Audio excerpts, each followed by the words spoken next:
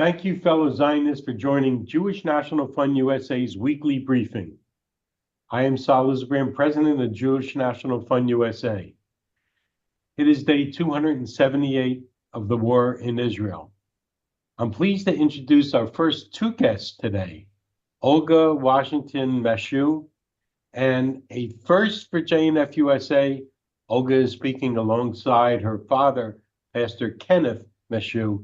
Many of you know Olga and her work for Israel advocacy.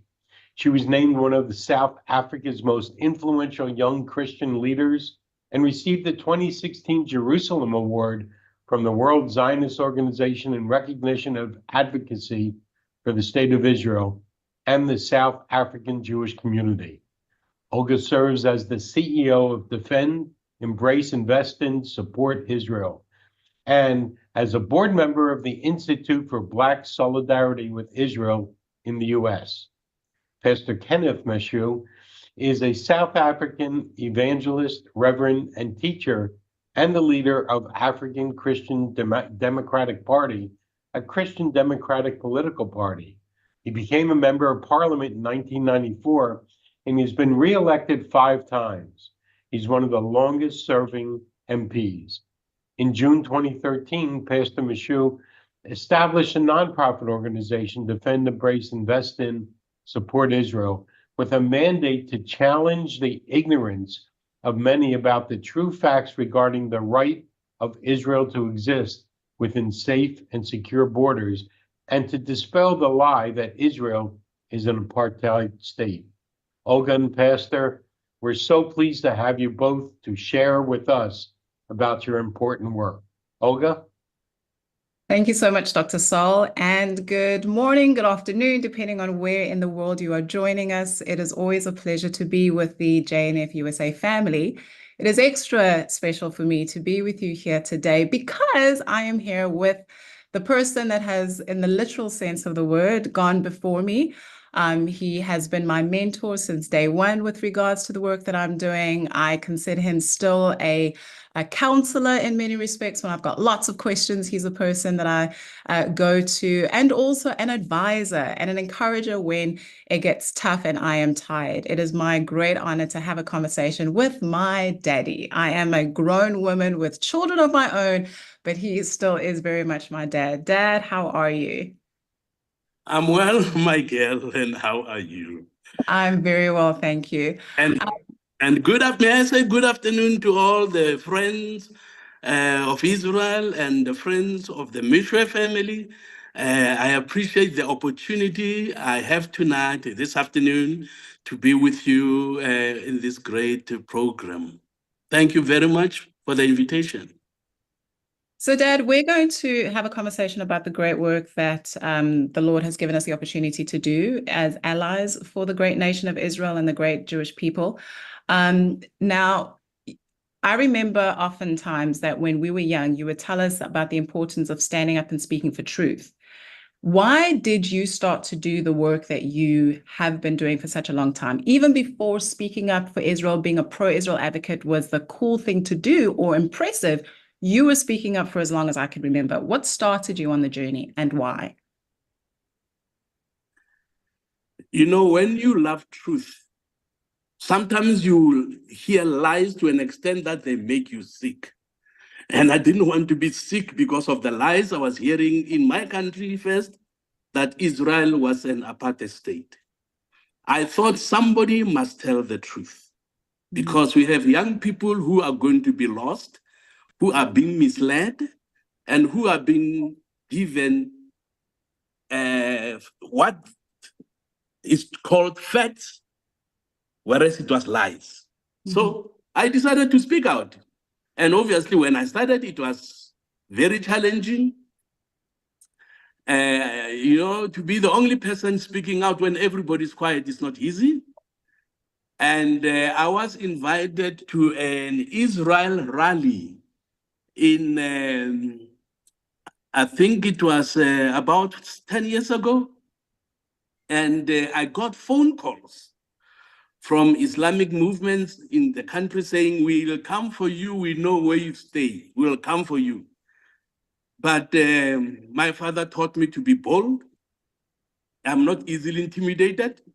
So I carried on until today. And I'm glad that my family, my children in particular, are still strong and supporting Israel. You talk about courage and doing the right thing, even when people come for you and threaten you.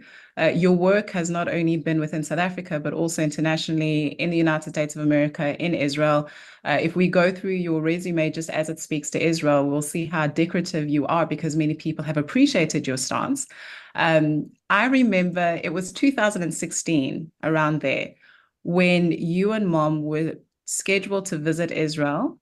And I'm actually going to pull up the article that I found. The representative of the PA at the time, his name was Saib Erekat. He was a Secretary General. He wrote a note to the President of South Africa in 2016 saying, how dare a member of the South African government take a position that was contrary to the ruling party's position, the ANC, and dare visit Israel. And I remember before I read what he actually said, I remember asking you and Mom and saying, but are you going to go? I think you were scheduled to leave the very next day because now the Palestinian leadership is calling for you not to go. And your exact response was, of course, we're going to go. This means even more so we need to show up. Just for memory's sake, and I think it would also be of interest to everybody listening, Mr. Saib said, it is with grave concern that I must address the issue of an announced visit by members of your parliament to illegal Israeli settlements in the occupied state of Palestine as part of an upcoming conference organized by the Israel Allies Foundation. Palestine asks that your government remind any of your members, particularly Mr. Meshoe, who plans to participate in this conference, of your government's positions and commitments with respect to Israeli settlements and blah, blah, blah, blah, blah, blah, blah, blah. So he was telling them that they needed to tell you that you're not allowed to visit. But in true Kenneth Meshoe style, you still did. Why? Well, I'm a man of conviction, and I'm not a coward. I'm able to go to the north when everybody goes to the south, and I'm able to go to the south when everybody goes to the east. I choose where I want to go. I know my constitutional right to freedom of speech. And so nobody can tell me where to speak and where not to speak. I'm aware of that. They spoke to me and I said, I have decided to go. There's nothing you can do about it. You like it or not, you have my word. I'm going. And I left. And you've been to Israel about 16 to 20 times?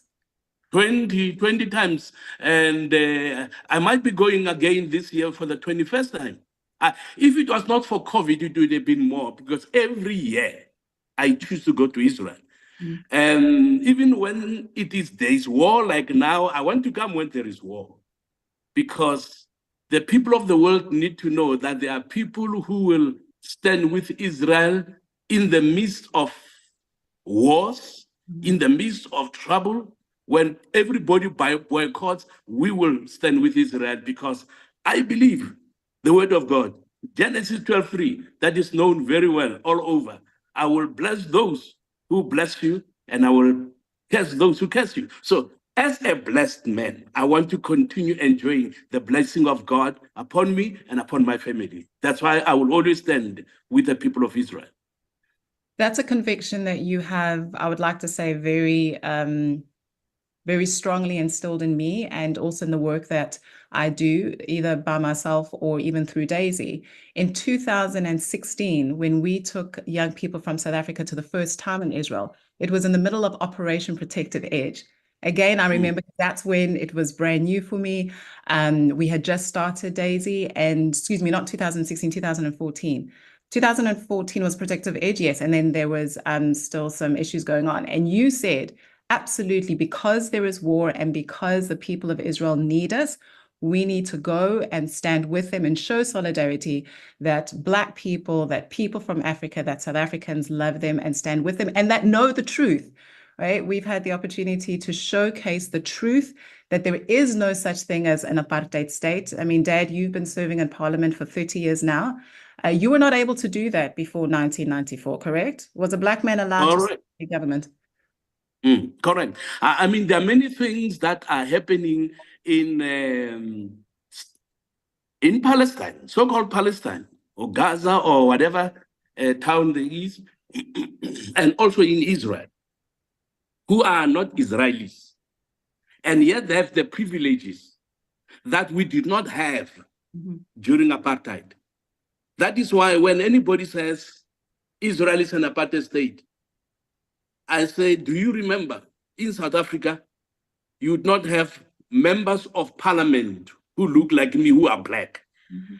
The first time I went to Israel, one of the important things I went to look for was to see signs, Israelis only or whites only. Because in South Africa, there were such signs in hospitals, in clinics, on benches, in the sea, on the beaches. They were all there. In hospitals, they were all there. So I went there to look for apartheid in Israel. I said, I want to visit the schools. We were taken to a school where Arab teachers were teaching Jewish students. I didn't understand that. We went to hospital. The first hospital, the children's hospital we went to, at the entrance, at the reception, there were 6 Muslim ladies. And we were told, this is a Jewish hospital. I said, but where are the Jews? So the first people we saw were the Muslims in a supposedly Jewish hospital. Why? Because everybody's welcome. And then they gave us a tour of the hospital. They take us, when they took us to different wards, the first ward we went to, the doctor there was not a Jew, but was an Arab. So I said, come on, come on. They took us to the parliament, the Knesset. We met Arab Knesset members. And so when they came back, I said, come on, it's a lie, it's a lie, it's a lie. I'm going to fight this thing with everything in me. I've went to places where black people in South Africa during apartheid were not allowed, but here, all those who are not Jewish are allowed to do what the Jews are doing. So, Daddy, then why is the ANC behaving like it is? Many people were very disappointed and they were very, very angered when the African National Congress, under the banner of the South African government, took Israel to the International Court of Justice. Why do you think that they did that? And also, is that a true reflection of what the ordinary South African feels about Israel and the Jewish people? Many South Africans, including ANC members, were upset with what government did. They were upset because the overwhelming majority of South Africans love Israel. They support Israel. You would be surprised that there are a number of many churches in South Africa that have the name either Jerusalem or Zion. In South Africa, people are proud to be called Zionists. I am unashamedly Zionist. My family is unashamedly Zionist. And I believe that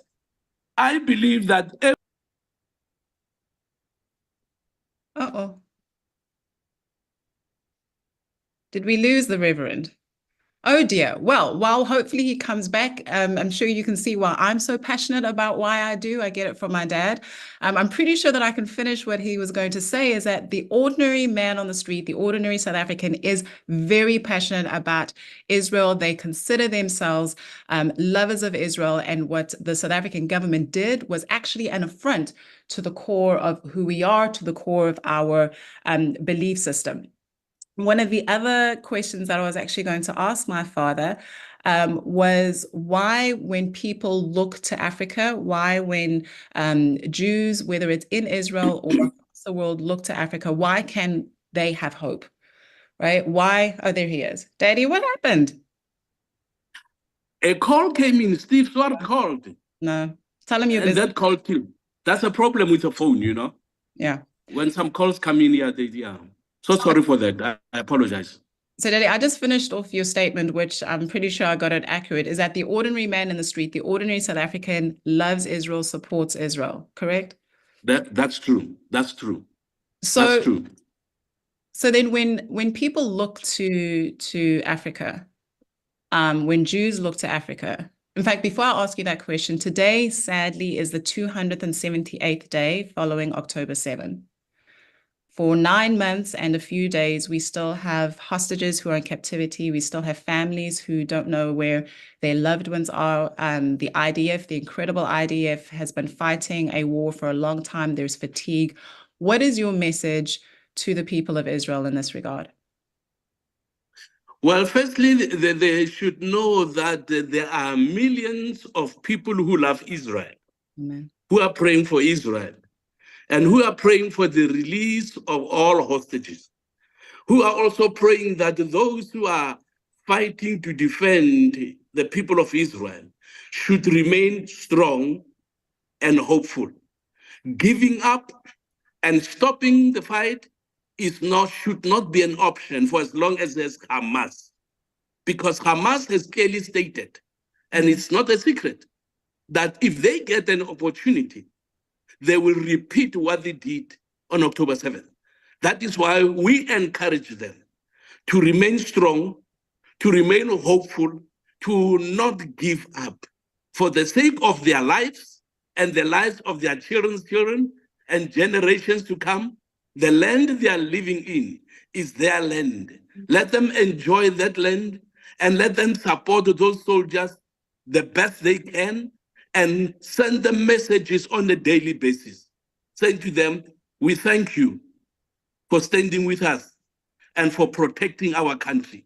If there is a channel, then we can also maybe organize here notes, just short notes to send to those at the borders who are fighting, to say to them, we are proud of you. Let's do Please it. keep standing. Let's Keep do it. fighting. We are with you. Let's do it. Here's a commitment from us, from Daisy, that we will rally the troops, the youngsters in particular, to send notes all the way from the south of the continent of Africa saying that we love and we support you. Dad, we've got 2 minutes left. And in those 2 minutes, why, when Jewish people look to Africa, can they have hope? Why does Africa represent hope for Israel as well as for the Jewish people? And then also, what is your hope? What is your wish for the next generation of Zionists? My wish for the next generation, and this includes my wish while I'm still alive, that wish is to see relations with Israel, South African relationship with Israel, restored. Because the key to Africa's success and prosperity does not lie with China. It does not lie with Moscow, but it is with the state of Israel. And let me give an example. In the 60s and the 70s, the economic climate of a number of African countries, I should make time maybe to name them, okay? A number of African countries, their economic climate was so good, their economies were strong, their currencies. I can give you an example with Zambia. Their currencies, Zambia, their currency is called a kwacha. In the early 70s, their one kwacha was equal to $1, while their one kwacha was equal to 7 pounds was equal to 1 kwacha. In South Africa, in the early 70s, you needed $3 to get the 1 South African rand. $3, because our economy was strong, we were prospering, we did not see the level of poverty we are seeing today. We did not see any people sleeping in the streets or going to bed hungry. Why? Because of our relations with Israel at that time. That's why I believe in Genesis 12:3. We have seen it work for Africa. So my prayer and wish is that before I close my eyes and live and die, I should see relations with Israel restored. We are going to work hard to try and do that. And for the next generations, that they will protect that relationship, that they will become even more vocal than us in defending the right of Israel to exist within safe and secure borders. But above all, to say, Israel, we are your brother, we are your friend. We will stand with you for as long as Africa is there.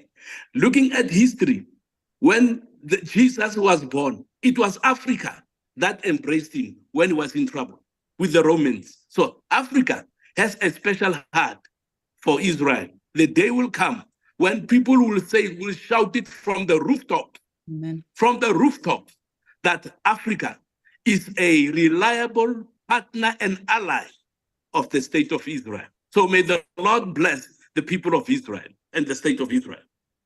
If I can just add one thing, as you can see, he's a pastor. He continues to be my inspiration.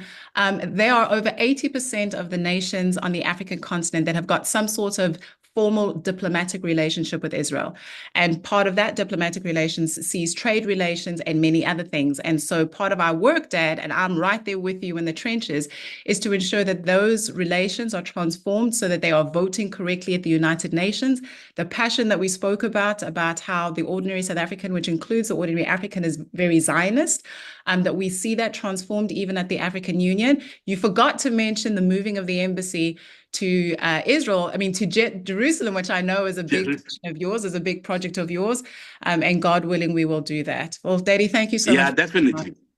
Awesome. Definitely. Thank you for your time. Thank you for your inspiration to me and your inspiration to many on the continent of Africa, as well as across the world. Ladies and gentlemen, as I hand over, I really encourage you to read up on him. He's a very humble man, but the work that he has done is trailblazing.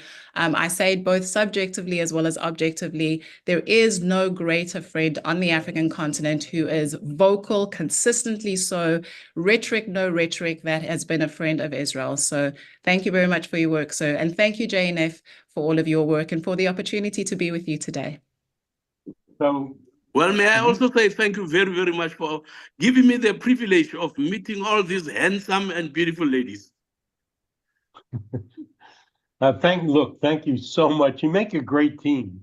So, and you give us great inspiration. It's something that it's important more now than ever is your inspiration. So thank you so much. And Olga is a member of the Jewish National Fund U.S. Speakers Bureau.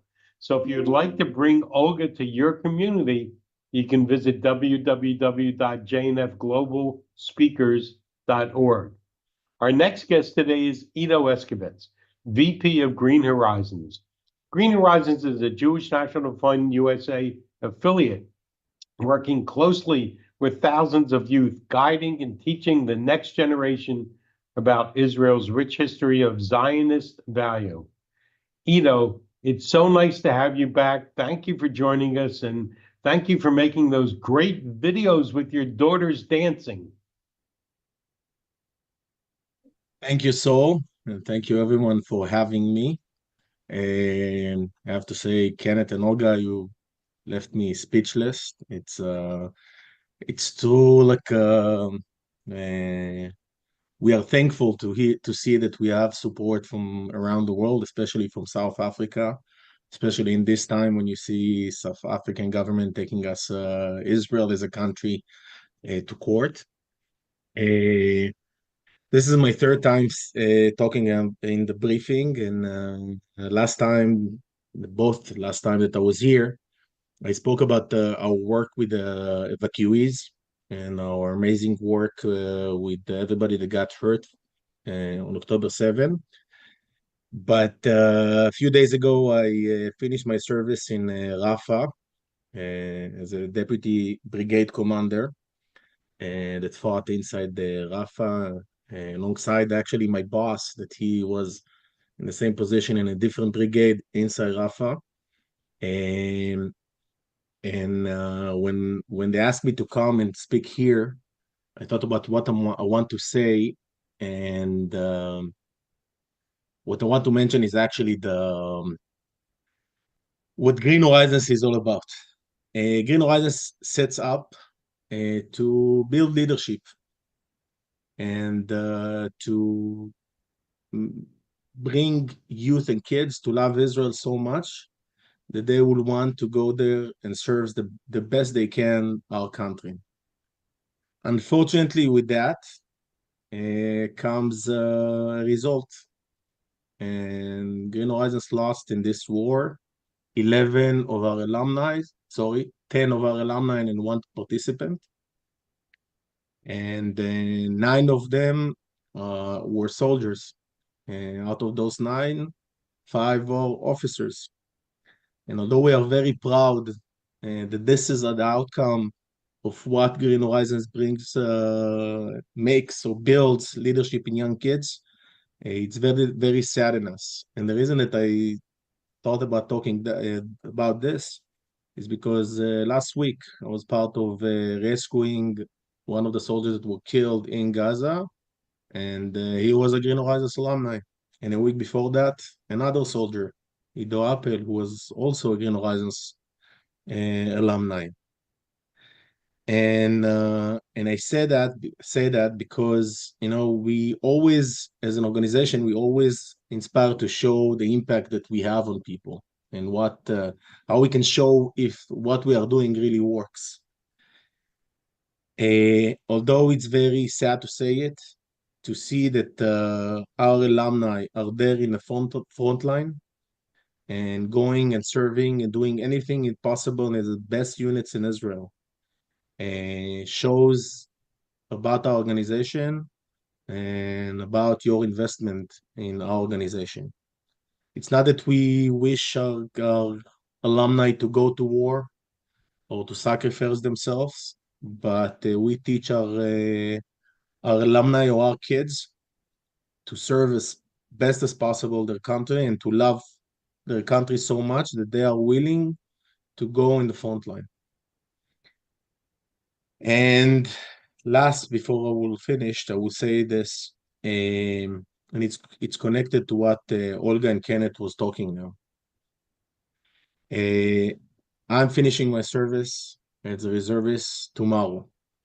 2 days ago, we were sitting, all of the people that served in my brigade, and we sat down. The army is doing something to help us cope with this transaction from war to reality, because it's very hard to move from that to normalcy. Because I'm back home here, I have my girls. Hopefully, Saul will have a dancing video, but this is normalcy. But we came from something that it's so far away from normalcy. So we sat down with a psychologist, a group of us, and the psychologist at the end asked me, ask all of us, but then me, what am I taking and what am I leaving when I return home? And the thing that I said that I'm taking with me, it's this feeling that we are not alone. Most of the people in this boxes here on the Zoom are very far away from Israel. But for 1 minute since I started this war many months ago, my reserve duty, I felt that I have support. And to hear now two people that first time I see here in Zoom, but I hope to meet them again in live one day, Olga and Kenneth, and see that we are being supported also from South Africa. I think that what gives us a feeling that we are on the right path, and that we have the support of the Jewish world and the rest of the world. And that's very important for someone that fights, because sometimes, as someone mentioned here, I think maybe Olga, it's tiring and it's not easy. But when you know that you are righteous and when you know that you have a support of the rest of the world and lots of people that you care about, I think that's what gives you a power, and that's what I want to continue having, that feeling when I go back to normalcy, to know that I have the support of so many people that I know here. I see many familiar faces that I know and love, but also people that I don't know, but they will support Israel. And I think that's the biggest thing that I want to keep from this time. So thank you for having me. Thank you for supporting JNF and our organization, Green Horizons. And I hope to see all of you as soon as possible live and not on Zoom. So thank you, everyone. So thanks, Ido, and of course, thank you for your service in the IDF. We mourn with you, and we're all proud of our relationship with Green Horizons and what you do and the thousands of youth that have been affected by your great work. So Thank you so much for joining. Yes, we look forward to seeing you in person soon. Next week, we will be focusing on our weekly briefing on an important update from fire and rescue, given all that's happening on Israel's northern border. This will be an important briefing for all of us, and we will welcome Itzhak Oz, commander of the South District Fire and Rescue Authority, and Yoel Rosby, project manager from our JNF USA Israel office. To learn more on the impact you're having on the ground, visit jnf.org/support Israel. As always, we encourage you to travel to Israel with us on a volunteer working mission. We continue to sell out these missions and have just extended these missions once again, now through February of next year. Visit jnf.org/volunteeril to learn more and register. And if you have not yet taken a moment to sign up for our global conference for Israel happening in Dallas, Texas, November 14th through the 17th, please sign up today. Join over 1,100 people who have already registered for the largest Zionist gathering in the United States. We'll see you next Wednesday, July 17th, at the same time.